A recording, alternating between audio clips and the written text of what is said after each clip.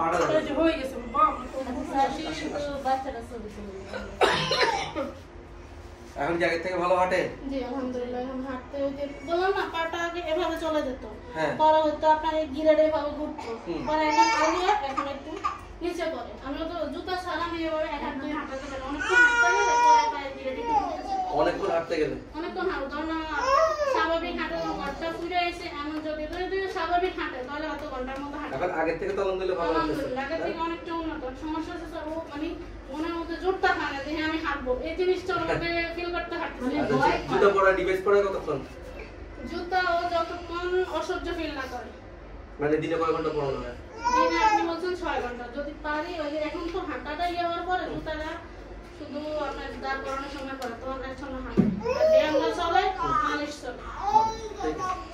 জুতা পরেছেন রেগুলার তাই না? এটা কেএফসি জুতা পরানো হয় সিপির পেশেন্ট আলহামদুলিল্লাহ এখন হচ্ছে কি সেকেন্ড ভিজিটে 2 মাস আগে আসছিলেন? জি 2 মাস আগে আসছিল এখন আগের থেকে অনেকটা আলহামদুলিল্লাহ ইমপ্রুভ এবং হচ্ছে কি বাচ্চা পা ফেলতেছে কয় কাই হাঁটতে পারে আগের থেকে? আগে কতটুকু হাঁটতো? কয় কত না হাঁটে? আগে হাঁটাইলে মনে হয় যেন ও সামনের দিকে এইভাবে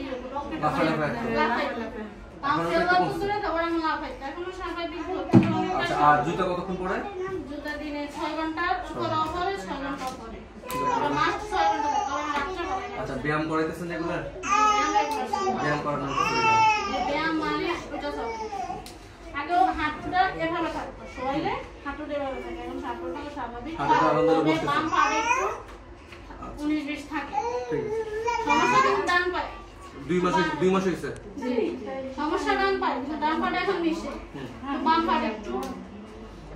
আলহামদুলিল্লাহ সিপির বাচ্চা এখন হচ্ছে গিয়ে রেগুলার জুতা পরতেছে ওষুধ খাচ্ছে থেরাপি চলতেছে বাচ্চার মাই বললো যে হচ্ছে গিয়ে আগের থেকে অনেকটা ইমপ্রুভ যে ইনফরমেশনটা বলা যে সিপির বাচ্চা অথবা অনেকে হয়তো বা অন্য মিন করে অটিজমকে ডেফিনেশন দ্বারা করা অটিজমের কিন্তু সিপির বাচ্চা যারা আছে যারা হচ্ছে গিয়ে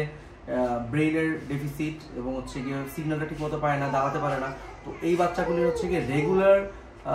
ফলো আপ চিকিৎসা ইমপ্রুভমেন্ট আলহামদুলিল্লাহ হয় কারো একটু আস্তে কারো একটু বেশি কম কিন্তু হচ্ছে গিয়ে যেই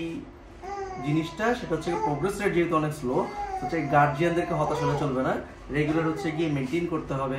ব্যায়ামটা ফিজিওথেরাপি ব্যায়াম জুতা পরানো বাচ্চাকে হচ্ছে দাঁড়ানো হাঁটানোর যে অভ্যাসটা রেগুলার এই যে জিনিসগুলো সেগুলি কিন্তু আসলে বাচ্চার গার্জিয়ানকে বুঝতে হবে যে ওর সমস্যাটা বেশি ওর ব্রেনের প্রবলেমটা বেশি এবং হচ্ছে গিয়ে